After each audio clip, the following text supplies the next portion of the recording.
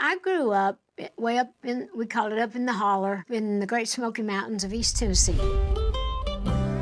We were really just poor country people. We had a house full of kids. There's 12 of us in all. We are in order: Willadine, David, Denver, Dolly, Bobby, Stella, Cassie, Randy, Larry, Floyd, Frida, and Rachel. And in my early days, we didn't even have running water unless we'd run and get it. We worked our own fields, grew our own food, canned our own food, and raised our own hogs. It was hard. And my daddy was strict. Daddy didn't want me getting out in the world. Yeah. He didn't even want me to go to school. You know, he Really? But that wasn't in a bad way. He just was afraid something bad was going to happen to his girls. But Mom knew that I had a strength. She knew I knew what I wanted and who I was. Yeah. So she'd fight for me a lot when I'd want to go places Daddy didn't want me to go.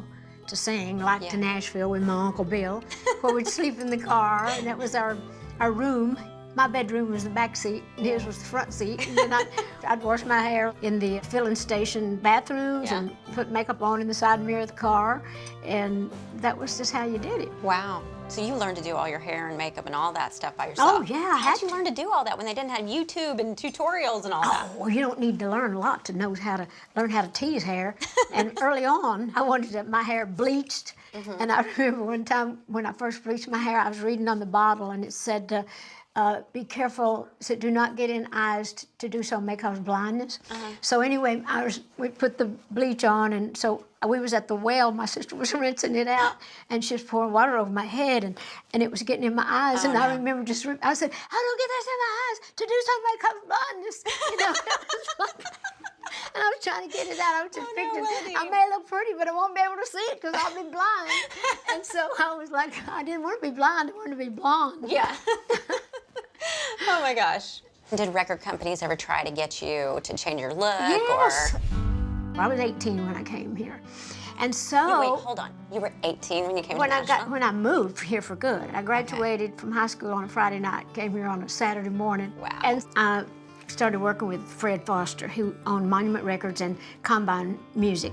I was young and I was country, and so they were trying to classy me up a little. They thought, well, maybe they could make me into a teenage star. So they got a hairstylist and makeup artist and clothes. Lord, I felt so uncomfortable, and I wasn't even pretty. I did not like the way I looked. My hair was flat, and I wanted more makeup. I hate when my hair is flat, Dolly. Oh, I just can't stand it. I just hated that look. And I did a few records, teeny bop kind of songs, and they didn't do anything. And I thought, oh, I don't want to be this. I don't want to be this. I don't want to be this. You got to let me sing country. Well, I think it's wonderful to have ambition. You got to get out and work, too. I mean, a lot of women can kind of hide behind a lot of stuff and just use the excuse that I didn't make it because I was a girl. Well, you can make it if you'll get out and be willing to sacrifice and work for it. Ain't no man going to stop you if you've got the talent. You might have to work a little harder in your area, but it can be done, and I am a prime example. I was 20 years old when I started with the Porter Wagoner Show. Porter had the #1 country syndicated television show at that time. I mean, I was making no money, and he said, well, I can pay you $60,000 a year. And I thought that was more money than I had ever heard of. But the unfortunate thing is, it never changed. Even after I got to be a star on the show, because I was writing songs, and so the more popular I got, the more popular the show got, and we got, and we But then your salary didn't fought change. a lot, but I kept saying, you know, don't you think I need a raise?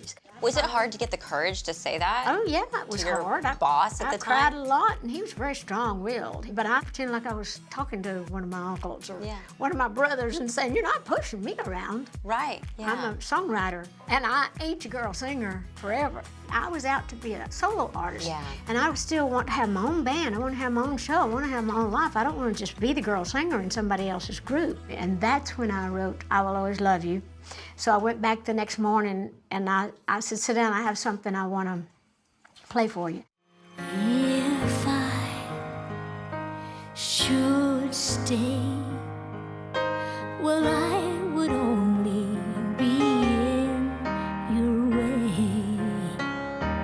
So I'll go.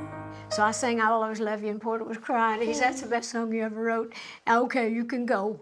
But I have to produce the song, and so it was a couple of years later. But it was all right, because that's how you learn to maneuver. I am first and foremost a songwriter. I've been writing since I was 7, serious songs. Loving my family and writing about those days keeps me sane in an insane world.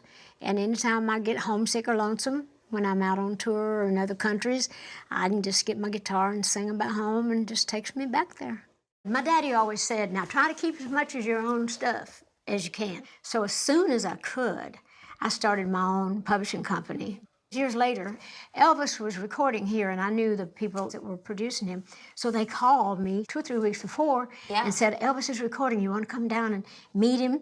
Because he's going to record I'll Always Love You. And I thought, oh, my God. And I told everybody, and I was so excited. And I was going to go to the session and meet Elvis and all that. And then just like a day before, I got a call, and he was saying, now, we don't record anything with Elvis unless he has the publishing.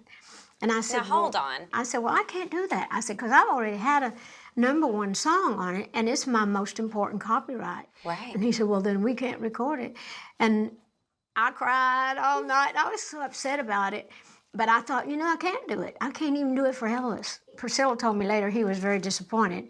And she told me how much he loved the song. When they divorced, that when they were leaving the courthouse, she told me that he was singing that song in her ear. Oh, it's a good thing that you maintain the rights to I Will Always Love You, because then what happened? When the Bodyguard movie came out, Kevin Costner sent word, can you send us that song? Because they were looking for the perfect love song.